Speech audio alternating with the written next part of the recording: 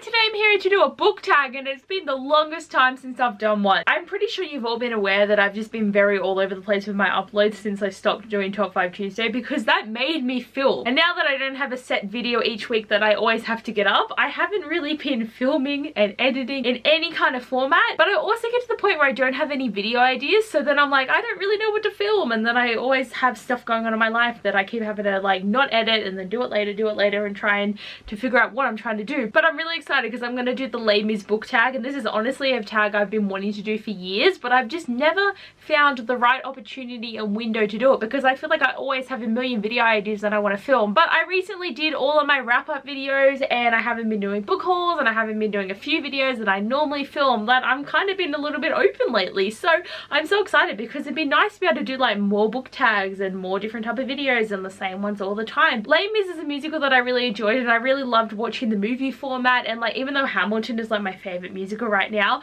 I still want to do this tag, and I'm just so excited to do the question. So question number one is for I Dreamed a Dream. So a book that didn't live up to your expectations. For me, that would be Ready Player One by Ernest Cline, and like I was so excited for this story, and the movie was coming out at the time that I read this book, and I was like really pumped because I kept seeing trailers, and I decided to read the book, and it just didn't live up to my expectations. Like I just really didn't enjoy the format of the story, and yes, all the video game references and story and plot in that were pretty interesting, but like the character interactions weren't that fun, and the story really wasn't that fun, and just it wasn't what I thought it was gonna be. And then I watched the movie, and I was thoroughly disappointed by that movie because it was not like the book at all, and everything was different. That it's just overall been a bad experience for me reading this story and having it, and like it was one that I had on my shelf for so long that like finally getting to something off my TBR to be like, oh damn, that sucks. Okay, number two, The Confrontation, your favorite literary duo.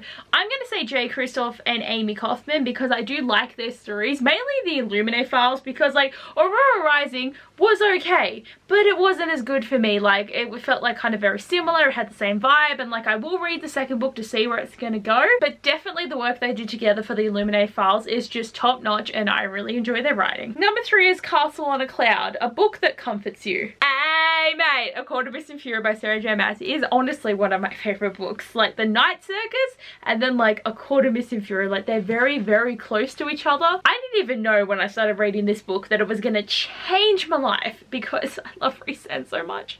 I just love him, and this story is so good, and like the weight of that whole entire year to get to the third book was just uneven heard of for me, and honestly nothing has been that great since. Like the anticipation of knowing what was going to happen, it killed me, and you guys would know throughout my whole entire videos that year I was dying. So like the fact that I really would wish to have that kind of like joy and suspense and thrill of reading come back is just where I want it, because that was where it was at for reading. Okay, number four is Red and Black, an unpopular bookish opinion.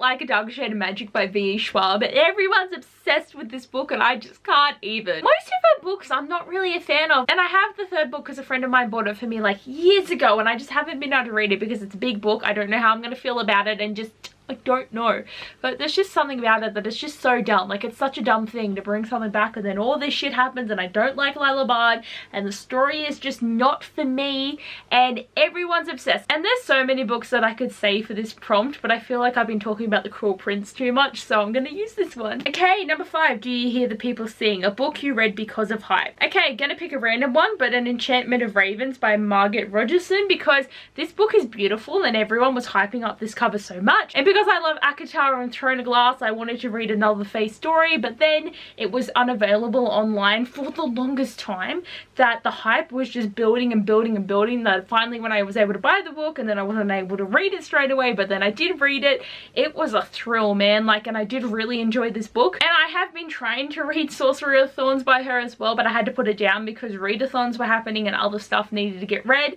but I will pick that book back up eventually. But I just really like her writing style, and she writes such simple stories, and I love that she does standalones because it's all summed up in the one story. I ain't waiting for no sequels, and it's just really enjoyable reads. Number six is One More Day, a book you kept reading into the next chapter. I'm gonna say Four Dead Queens by Astrid Schulte because I read this in 4 days, and for me that was really good because I wasn't doing a readathon, nothing else was happening in my life that would make me be able to read this, and I just wanted to keep reading. Like, I started reading it one night and I read like the first 100 pages in one go, and I was like, holy shit.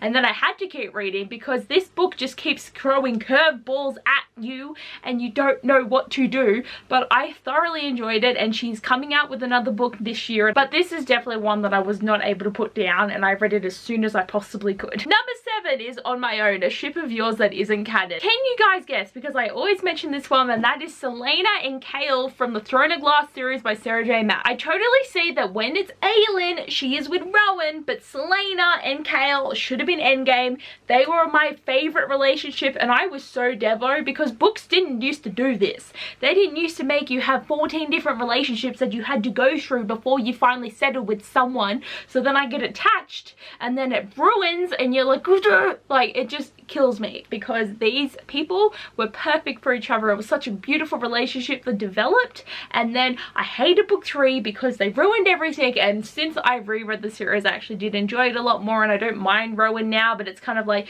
I have to accept it. Like, what can I do by being angry at the series for not making the couple I want be together be together?